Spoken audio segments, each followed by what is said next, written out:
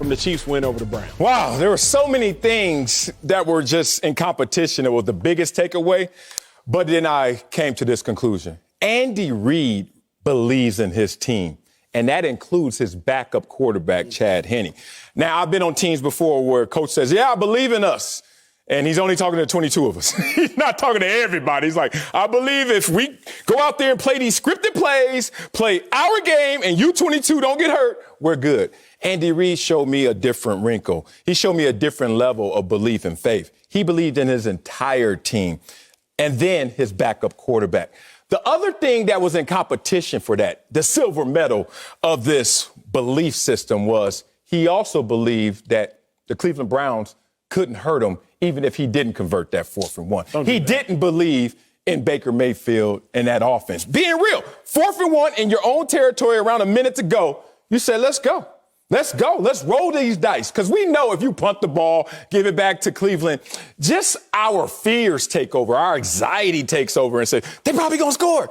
But Andy Reid was like, I don't care.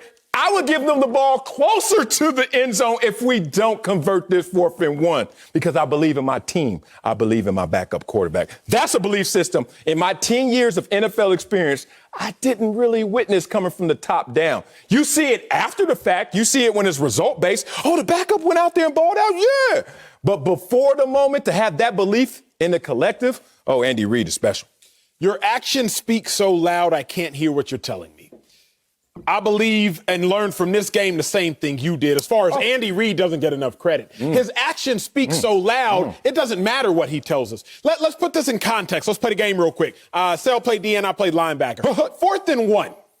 You know they about to hard count. Like, if I'm a defensive player, it's 4th and 1 with the backup quarterback who just threw one of the worst interceptions in recent playoff memory. They get the ball back. All of a sudden, they've passed the ball 5 out of their next 7 plays. They get the ball back with 3 minutes and change. Surely they're just going to run the clock out, you would think.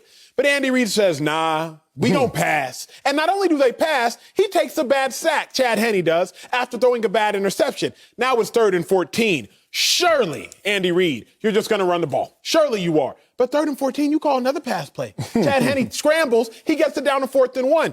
As a defender, as a linebacker in that situation, I'm like, it's going to be a hard count. They're going to punt the ball back to us because it's ludicrous. It's ridiculous to throw the ball on 4th and 1 with a backup quarterback. And Andy Reid says, why wouldn't I throw it? So that's the first thing I learned about from that game. That was my biggest takeaway. My second biggest takeaway, though, the Browns are for real and the Browns are here to stay. That's my real. Stay really, where? Stay in the AFC conversation as far as really being able to compete with some different teams. Cancun? Because that's where they are right now. Cancun or Cabo. Bro, when I think about it like this, stay where? The Browns were down 19-3. You come out of halftime, you're still down 19-3. Baker Mayfield, you throw a bad interception. Really, it should be game over. It's blouses. Why? Chad Henne threw an interception too to make it even. It's 19-3. You're playing against the Chiefs. No. It should be in my mind as a person who thought maybe the Browns have a chance. After Baker throws that pick, I'm like, the Chiefs, they about to go down there and score. Surely, and it's done. But wait a second. The Browns battled back, rallied off a 14-3 run. I said, the Browns made this a conversation and a competition. I also learned from that game, still. You bad math right there. That the Browns had to stay. No, bad math, because you act like that they scored 14-3 on Chad Henne. No. They only outscored them 7-3 in 22 minutes of Chad Henne ball. See how you do it? You trying to lie to the folks out there. I said it was a 14-3 okay. run. All I'm saying, if you want to have that conversation now, because it seemed like a team that is going against a backup, if you're going to outscore the backup 7-3, you got some issues. I'm not going to argue with you right not now, yet. I'm bringing in Greg Jennings, NFL analyst. So, Greg, what was your biggest takeaway from the Chiefs' win over the Browns?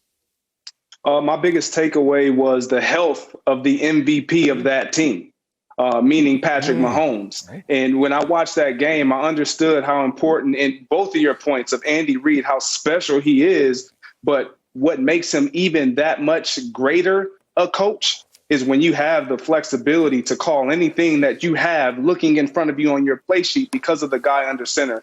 And with when you look at the landscape of all 4 teams remaining, their most valuable players are healthy. And I want people to understand this. Like, everyone kind of talks about Tom Brady and his age and Aaron Rodgers and the NFC and these quarterbacks and their age. But what comes with age comes a level of maturity, a level of understanding, a level of wisdom and savvy. And so Tom Brady understands I'm the most valuable piece to my team. So when I'm about to take a sack, I'm just going to get down.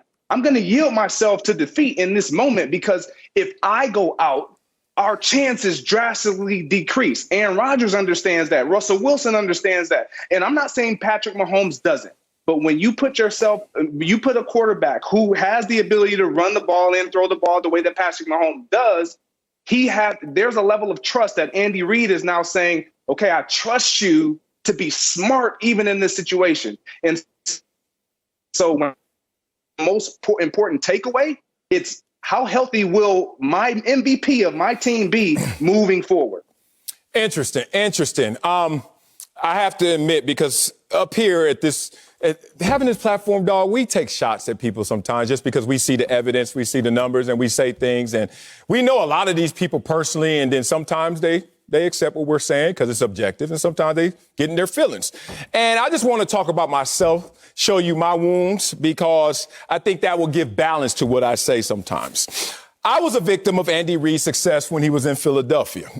2002 through 2004 especially. Oh, my God. Did y'all remember the Philadelphia Eagles? And it's interesting, this nugget about this team that we're witnessing right now, the Kansas City Chiefs, and those Philadelphia Eagles are the only two teams to ever host the conference championship 3 years in a row. Andy Reid did it once, and Andy Reid said, let me beat my own record and match it and do it again right now.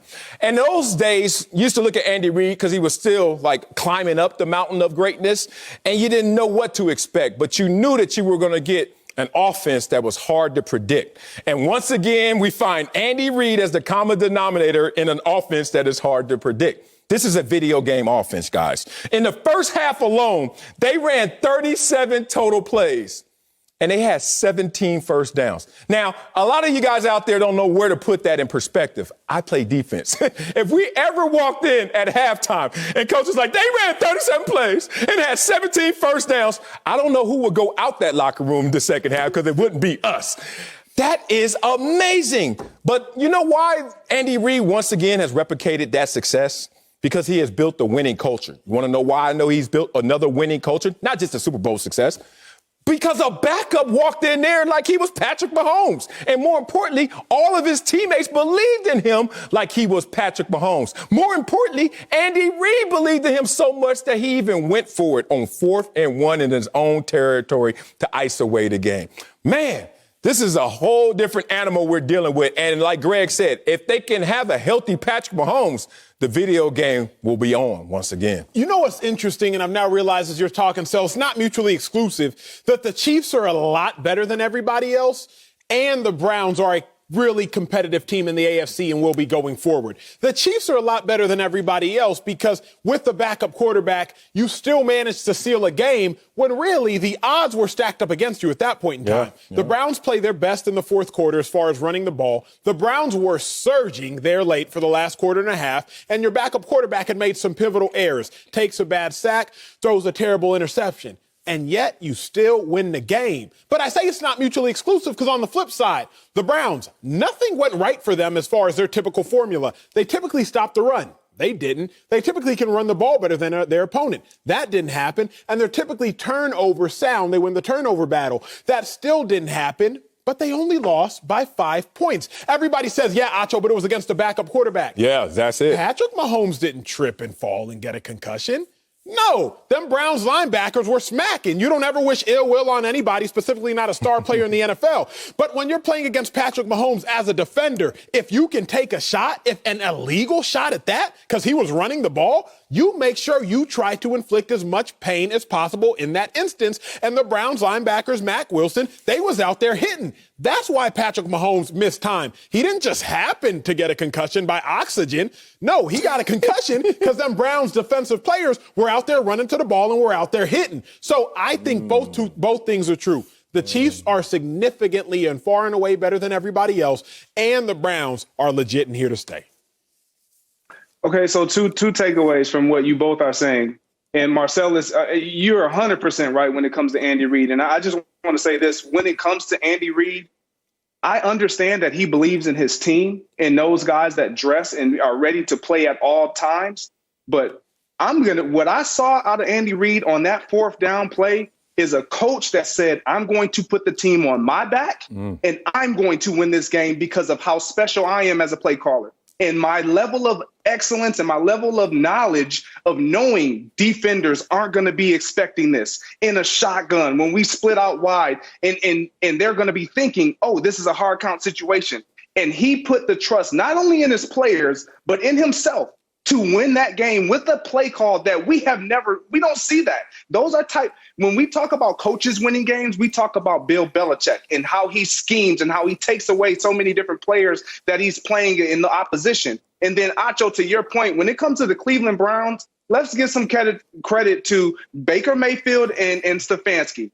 What they did together. When you have success, it's a matter of partnerships and relationships and how well they are able to work and coexist together. We saw Baker Mayfield take a step almost every week after their bye, just getting better every single week, being steady. And it has a lot to do with the trust and the rapport that he has built with his head coach, because in that game, he played with a level of belief in himself that supersedes confidence. And when you can start to play with the belief versus being confident, you don't have to concern yourself with being confident because you believe that I'm going to deliver. And that's what the Browns are having in Baker Mayfield moving forward.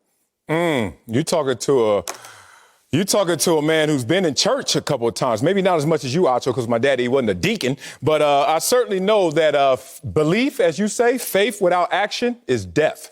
I didn't see a lot of actions in that game from Baker Mayfield to give me the same confidence. We'll touch that later. But remember, he was going against the 16th ranked defense, and at halftime, the score was 19-3, y'all.